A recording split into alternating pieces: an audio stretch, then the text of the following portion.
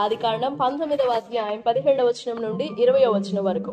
ఆ దూతలు వారిని వెలుపలకు తీసుకొని వచ్చిన తరువాత ఆయన నీ ప్రాణమును దక్కించుకున్నప్పుడు పారిపోము, నీ వెనుక చూడకుము, ఈ మైదానములో ఎక్కడనూ నిలవక నీవు నశించిపోకుండా ఆ పర్వతమునకు పారిపోమని చెప్పగా, లోతు ప్రభువా అలాగ కాదు, ఇదిగో నీ కటాక్షము నీ దాసుని మీద వచ్చినది, నా ప్రాణము రక్షించుట వలన నీవు నా ఎడల కనపరిచిన నీ కృపను కనపరిచితివి. నేను ఆ పర్వతమునకు తప్పించుకొని పోలేను, ఈ కీడు నాకు సంభవించి చచ్చిపోతునేమో. 20 కూడా. ఇదిగో పారిపోవుటకు ఈ ఊరు సమీపంలో ఉన్నది, అది చిన్నది, అక్కడికి తప్పించుకొని పోనిము, అది చిన్నది కదా. నేను బ్రతుకుతానని చెప్పినప్పుడు దేవుడి వాక్యం మన వినికిడిలో దీవించును గాక. ఆమేన్. మొన్న కొన్ని విషయాలు 3-4 విషయాలు చెప్పుకున్నాం కదా. ఎందుకు లోతుని దేవుడు విడిచిపెట్టాడు? ఎందుకు విడిచిపెట్టాడు? ఎందుకు లోతుని దేవుడు విడిచిపెట్టాడు?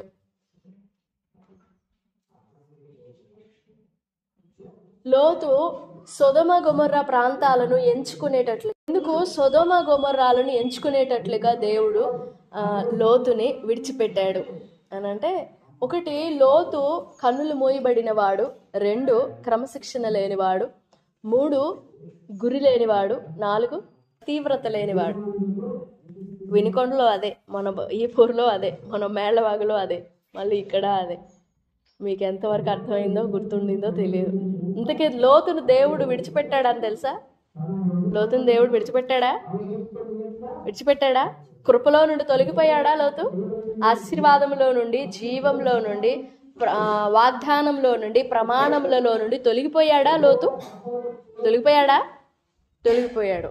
సరే, ఎందుకు దేవుడు లోతును విడిచిపెట్టాడు అనే మాట, మనంతట మనం నాశనంలోనికి వెళ్ళిపోవడం, మనంతట మనం నాశనంలో జారిపోవడం వేరు, మనల్ని పక్కనోళ్ళు నెట్టడం వేరు. ఏది బాధగా ఉంటది? మనం జారితే బాధగా ఉంటుందా?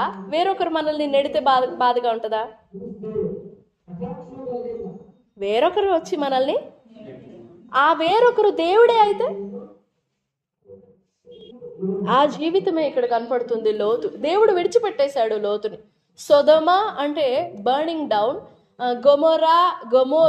గొమోర్ అంటే డీప్ డౌన్ అన్నమాట, లోతుగా కాల్చబడడం. సొదొమ గొమొర్రా అంటే, లోతు అనే పేరుకు అర్థమేమో మూయబడిన, ముసుగు వేయబడిన అని అర్థం.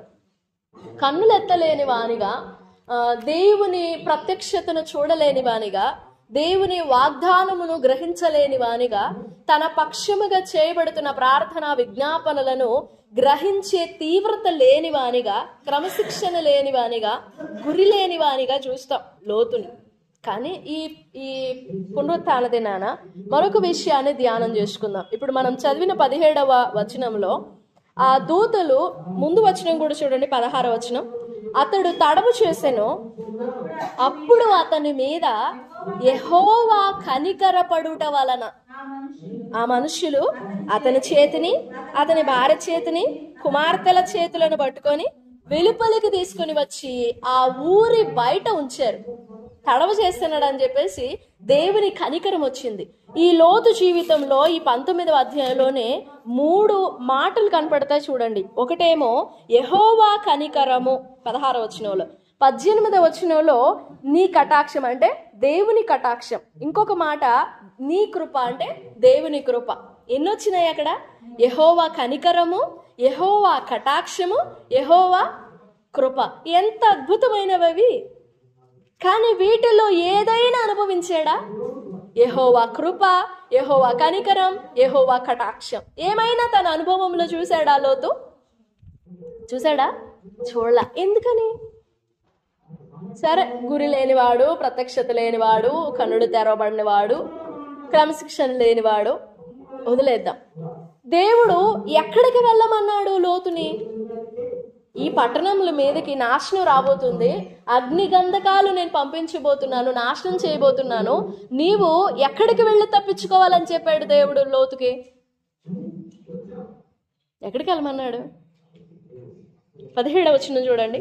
నీ ప్రాణమును దక్కించుకొనున్నట్లు పారిపొమ్ము, నీ వెనుక చూడకము, ఈ మైదానములో ఎక్కడను నిలువక నీవు నశించిపోకుండా ఆ పర్వతమునకు పారిపొమ్మని చెప్పగా లోతు అంటున్నాడు, ప్రభువా అలాగు కాదు. ఎక్కడికి తప్పించుకొని పోవాలి? ఆ పర్వతానికి తప్పించుకోవాలి. ఏ పర్వతానికి?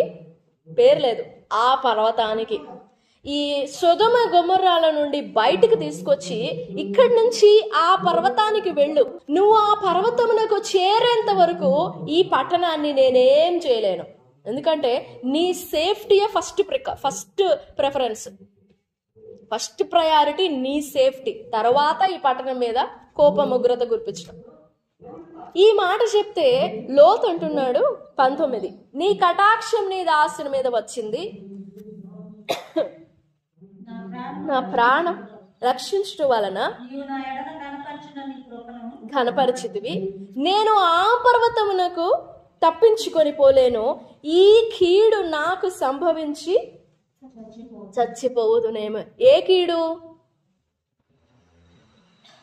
ఈ పట్టణాల మీద అగ్ని కురిపిస్తానంటున్నావు కదా, నేను ఇక్కడి నుంచి ఆ పర్వతానికి పరిగెత్తేలోగా, నేను ఆ పర్వతానికి వెళ్లేలోగా, నేను నడిచి పరిగెత్తే లోపు ఈ మంటలన్నీ నన్ను పట్టుకుంటాయేమో.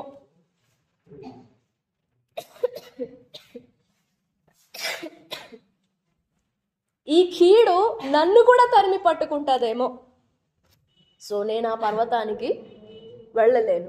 మరి ఎలా కాపాడుకుంటావు నువ్వెలా సంరక్షించుకుంటావు నిన్ను, నీ భార్య, నీ కుమార్తెలని ఎలా కాపాడుకుంటావు? నీవు నీ కుటుంబం ఎలా రక్షించబడతారు అని అంటే, ఇదిగో ఈ పక్కనే ఒక చిన్న ఊరు కనపడుతుంది, చిన్న ఒక పల్లె కనపడుతుంది. ఇది చాలా సమీపంగా ఉంది. నేను ఇక్కడికి వెళ్తాను, ఆ పర్వతానికైతే పోలేను, ఈ పట్టణానికైతే వెళ్ళగలను. ఏదో కృప అన్నావు కదా, ఏదో కటాక్షం అన్నావే, అదేదో అక్కడికి పంపించు, నేను అక్కడ కాపాడబడతా. అప్పుడు దేవుడు అన్నారు, సాధారణంగా ప్రభువా అలాగూ కాదన్నప్పుడే అక్కడికక్కడే లోతు ప్రాణం పోయి ఉండాలి. అలా కాదయ్యా అని చెప్పినప్పుడు ప్రాణం పోయి ఉండాలి. ఎందుకంటే దేవుని మాటను అడ్డగించకూడదు, దేవుని మాటకి, దేవుని ఉద్దేశానికి, దేవుని ఆలోచనకి అడ్డం చెప్పకూడదు. అది ఏ ఆన్సర్ అయినా కానీ ఒకసారి దేవుడు మాట్లాడుతున్నాడంటే దానికి మనం తలొగ్గాలే తప్ప, దానికి మనం ఏకీభవించాలే తప్ప, దానికి మనం ఎదురు మాట్లాడడానికి లేదు.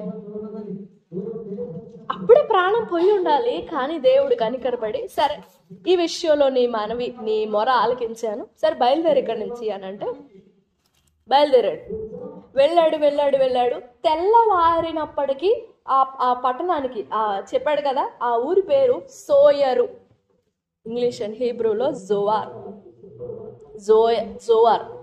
దాని అర్థం, సోయరు అనే పేరుకు అర్థం ఏమొస్తుందంటే తృణీకరింపబడినది. ఏమొస్తుంది?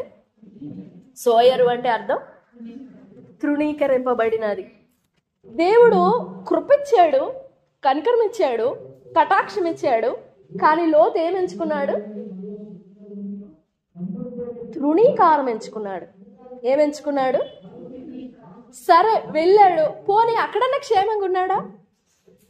దేవుడు వద్దు అన్న ప్లేస్కి బయలుదేరాడు. సరే నీ మనవి ఆలకించానులే, వెళ్ళు, అప్పటి వరకు నేనేం చేయలేను అని చెప్పి సైలెంట్ అయ్యాడు దేవుని దూత. వెళ్ళాడు, అక్కడ క్షేమంగా ఉన్నాడా లోతు? లేదు. వాక్యంలో చూడండి 30వ వచనం, లోతు సోయరులో నివసించుటకు భయపడి తన ఇద్దరు కుమార్తెలతో, ఆ వచనం బాగా చదవండి, తన ఇద్దరు కుమార్తెలతో కూడా సోయరు నుండి పోయి ఆ పర్వతమందు నివసించెను. చూడండి, అర్థమైంది. తన ఇద్దరు కుమార్తెలతో కూడా సోయరు నుండి పోయి ఆ పర్వతమందు నివసించెను. అతని ఇద్దరు కుమార్తెలను ఒక గుహలో నివసించిరి. సొదొమ గొమొర్రా నుండి సోయరుకు, అదే జోవార్కి గ్యాప్, ఆ డిస్టెన్స్ ఎంత ఉంటదంటే ఒక 25 కిలోమీటర్లు, 25 to 30 అంటే ఒక డే అంతా పట్టింది. తెల్లవారినప్పుడు బయలుదేరాడు, మరుసటి తెల్లవారుసరికి ఆ పట్టణానికి చేరుకున్నారు. అక్కడ వాక్యంలో ఉంది చూడండి, 19వ అధ్యాయం. సూర్యుడు ఉదయించాడు అక్కడికి వెళ్ళేసరికి. 23 లోతు సోయరుకు వచ్చినప్పుడు ఆ దేశమున, అంటే తెల్లవారింది, 24 గంటలు ప్రయాణం వేసుకుందాం, ఒక రోజంతా ప్రయాణం చేశారు. సరే, లోతు ఎప్పుడైతే సూర్యోదయాన ఆ సోయరుకు చేరుకున్నాడో వెంటనే దేవుడు ఏం చేశాడు, క్రింద వచనం చూడండి, ఆ పట్టణంలో అప్పుడు యెహోవా సొదొమ మీద, 24వ వచనం, అప్పుడు యెహోవా సొదొమ మీదను గొమొర్రా మీదను యెహోవా యుద్ధ నుండి గంధకమును అగ్నిని ఆకాశం నుండి కురిపించి సొదొమ గొమొర్రా ప్రాంతాలని కాల్చేశాడు. ఆ కాల్చివేయినప్పుడు లోతు ఎక్కడున్నాడు? సోయరులో ఉన్నాడు. అదే పారిపోయాడు కదా ఆ చిన్న ఊరని, సోయరులో ఉన్నాడు. కరెక్ట్గా ఎప్పుడైతే రీచ్ అయ్యాడో, అమ్మో నన్ను తరుముతాదేమో అనే భయం కూడా లోతుకి ఇవ్వకుండా క్షేమంగా పట్టణం రీచ్ అయిన తరువాత అప్పుడు యెహోవా అగ్నిగంధకాలు కురిపించాడని ఉంది. ఇప్పుడు లోతుని దేవుడు ఏమన్నా డిస్టర్బ్ చేశాడా? ఏమన్నా బలవంతం చేశాడా? ఏమన్నా టెన్షన్ పెట్టాడా? ఏం లేదు, స్మూత్గానే వెళ్ళిపోయాడు. వెళ్ళిన తరువాత ఆ వెళ్ళే ప్రయత్నంలోనే ఈమె వెనక్కి తిరిగి చూసింది. ఎవరు? భార్య. అక్కడ అక్షరార్థమైన భావాన్ని అర్థం చేసుకునే దానికంటే కూడా ఆత్మ సంబంధమైన అర్థం చేసుకుంటేనే మంచిది. వెనక్కి తిరుగు చూడొద్దు అనే వాక్యం ఉంది. నువ్వు ఆ పర్వతానికి నీ ప్రాణం దక్కించుకున్నట్లు వెనక్కి చూడకూడదు అని ఉంది. జస్ట్ అట్లా వెనక్కి తిరిగినందుకు ఆమె ఉపస్తంభం కాలే. అర్థమైందా? అట్ట వెనక్కి తిరిగి చూసినందుకు కాలా ఉపస్తంభం. సరే, ఆ మార్గంలోనే తన భార్య వెనక్కి మళ్ళీ ఉపస్తంభం అయిపోయింది. ఇంకిద్దరు కుమార్తెలు ఉన్నారు, వాళ్ళని తీసుకొని వెళ్ళిపోయాడు. వెళ్ళి సోయరుకు వెళ్ళినప్పుడు చాలా భయం కలిగిందంట లోతుకి. ఎందుకు? అట్లా రీచ్ అయ్యాడో లేదో పొగలో లేస్తా ఉన్నాయట సొదొమ గొమొర్రాలో. 19వ అధ్యాయం 30వ వచనం, లోతు సోయరులో నివసించుటకు భయపడి ఇక తన ఇద్దరు కుమార్తెలను తీసుకొని సోయరు నుండి పోయి ఆ పర్వతం మందు నివసించాడు. ఏ పర్వతం అది? ఫస్ట్ లో దేవుడు చెప్పాడే నువ్వు ఆ పర్వతానికి వెళ్ళు అని. ఆ పర్వతానికి వెళ్ళాడు. దేవుడు చెప్పినట్టే వెళ్ళాడు కదా, దేవుడు చెప్పిన చోటకే వెళ్ళాడు కదా. మరి క్షేమం కలిగిందా? దీవెన కలిగిందా? ఆశీర్వాదం కలిగిందా? చెప్పిన చోటేగా. ఎందుకని? ఆ మాట ఆలోచన చేయండి. సరే, ఏదో బుద్ధి తక్కువై వెళ్ళాడు అక్కడికి, ఇప్పుడు మళ్ళీ బుద్ధి తెచ్చుకొని వచ్చాడు. ఆ సోయర్ని విడిచిపెట్టేశాడు. తృణీకరింపబడిన దాన్ని విడిచిపెట్టేసి దేవుడు చూపించిన ఆ పర్వతానికి వచ్చాడు. అది దేవుని పర్వతం అని చెప్పొచ్చు. అది దేవుని పర్వతము. మరి దేవుని పర్వతానికి వచ్చిన లోతు జీవితము ఎందుకని దీవింపబడలేదు? క్వశ్చన్, $1 million క్వశ్చన్ అది. సోయరులో నాశనం అయిపోయాడు అని అంటే దేవుని మాట వినలేదు, దేవుని మాట వినలేదు, దేవుని మాటకి లోబడలేదు. మరి ఈ పర్వతానికి వచ్చిన తర్వాత కూడా ఎందుకని నాశనం అలాగనే అంటి పెట్టుకుంది లోతుని?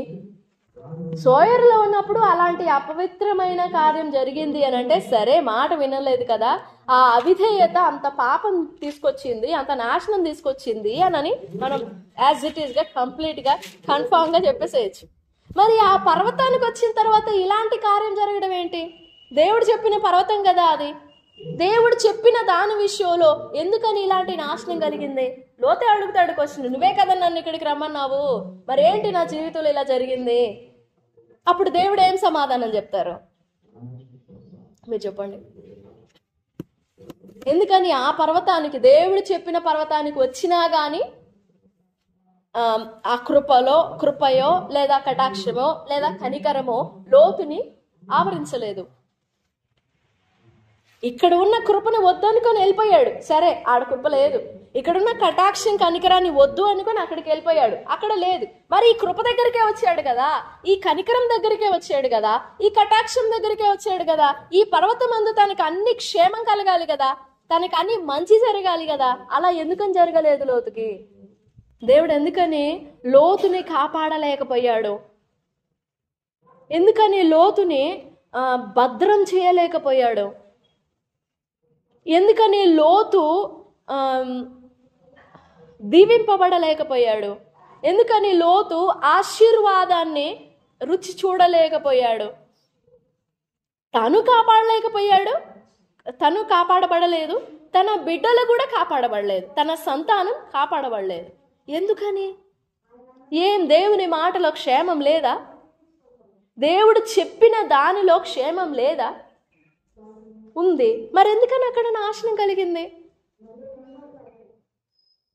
ఈ అపవిత్రం జరిగిపోయిన తర్వాత భయపడి బయలుదేరాడా? కాదు. ఆ పర్వతమందు ఒక గుహలో నివసిస్తూ ఉన్నారు, అప్పుడు జరిగింది. నా మాటలు మీకు అర్థమవుతున్నాయా? ఎందుకు అలాగా అనుమతించాడు దేవుడు? గురి తప్పునట్లుగా దేవుడు లోతును ఎందుకు విడిచిపెట్టాడు? ఎందుకు విడిచిపెట్టాడు? ఎందుకు వదిలేయాల్సి వచ్చింది లోతుని? నువ్వు ఆ పర్వతానికి వెళ్ళు, నువ్వు రక్షించబడతావని చెప్పిన ఆ టైం ఎక్స్పైర్ అయిపోయిందా? దేవుని మాటలు ఎక్స్పైర్ అయిపోతాయా? అయిపోతాయా? మాటకి ఎక్స్పైరీ లేదు. మరి ఎందుకని ఆ పర్వతం? వేరేదేమన్నా అనంటే కాదు, అదే పర్వతం. Praise the lord. దేవుడు చెప్పినదే కావచ్చు, కానీ దేవుడు చెప్పిన చోటికి నువ్వు వచ్చినా, దేవుడు చెప్పినది నువ్వు చేసినా, దానిలో దేవుడు నీలో చూసేది ఏంటంటే రెండు. ఒకటి విశ్వాసం, రెండు విధేయత. ఈ రెండు కలగలిపినది చూస్తాడు దేవుడు. లోతు భయపడొచ్చాడు. దేనికి భయపడొచ్చాడు? దేవునికి కాదు. మరి చుట్టూ పరిస్థితులు ఎలా కనపడినాయో. దగ్గరలో 30 కిలోమీటర్లు అనంటే ఆ అగ్ని ఆడకు అందుకోవడం ఎంతసేపు? ఓ పట్టణం అంతటిని కాల్ చేసినంత అగ్ని మరొక గ్రామాన్ని అంటుకోవడం ఎంతసేపు? ఆ భయం కలిగిందేమో, వాము నేను కూడా నాశనం అయిపోతానేమో అని భయం కలిగిందేమో, కానీ దేవుని మీద భయం కాదు. ఒకసారి మనం కూడా దేవుని మీద భయము చేత కాకుండా మరి ఇతరత్ర భయాల వలన దేవుణ్ణి ఆశ్రయిస్తాం. ఇతరత్ర భయాలు బయటికి చూపించేదేమో దేవునికి భయపడినట్లు, కానీ ఇన్నర్గానేమో మన భయాలు మనకు ఉంటాయి. పైకేమో దేవుణ్ణి చూపిస్తాం, లోపలేమో మన పర్సనల్ రీజన్స్ మనకు ఉంటాయి. తద్వారా నష్టపోయేది ఎవరో? దానికి దేవుడు బాధ్యుడు కాదు. దానికి దేవుడు బాధ్యుడు కాదు. చెప్పినదే, చెప్పిన చోటికే వచ్చాడు. కానీ నువ్వు తిరుగులాడి దేశమంతా తిరుగులాడి వచ్చిందాక ఆయన వెయిట్ చేయాల్సినంత అవసరం లేదు ఆయనకి.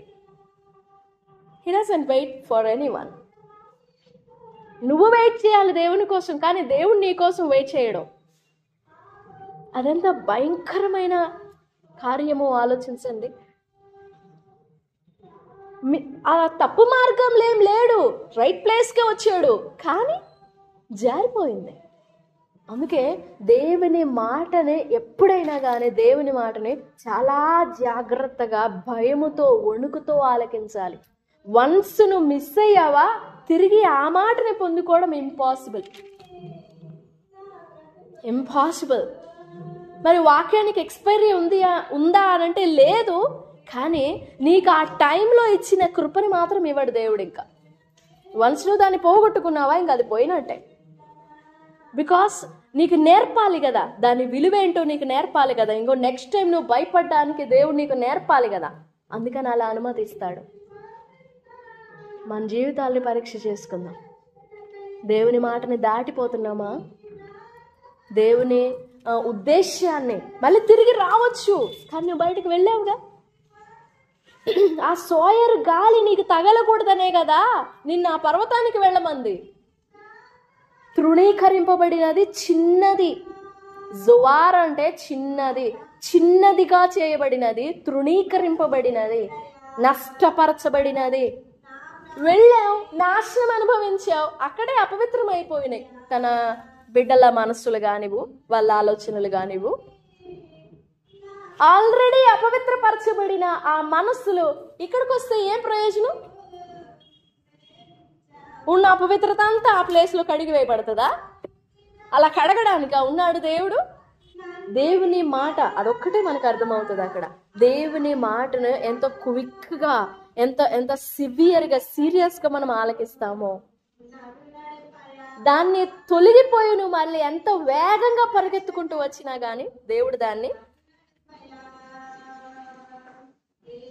తీసుకున్నారు.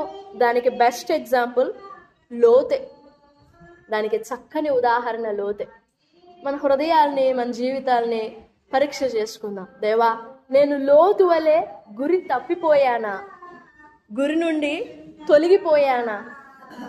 నీ ఉద్దేశం నుండి, నీ ఆలోచన నుండి, నీ వాగ్దానం నుండి, నీ ప్రణాళిక నుండి నేను తప్పానా, తొలగానా, నిలిచే ఉన్నానా? నాకు సహాయపడు.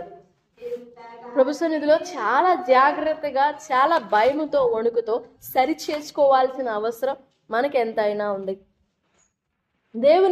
దేవుడు చెప్పిన దానిలోనే ఆశీర్వాదం ఉంది, రైటే.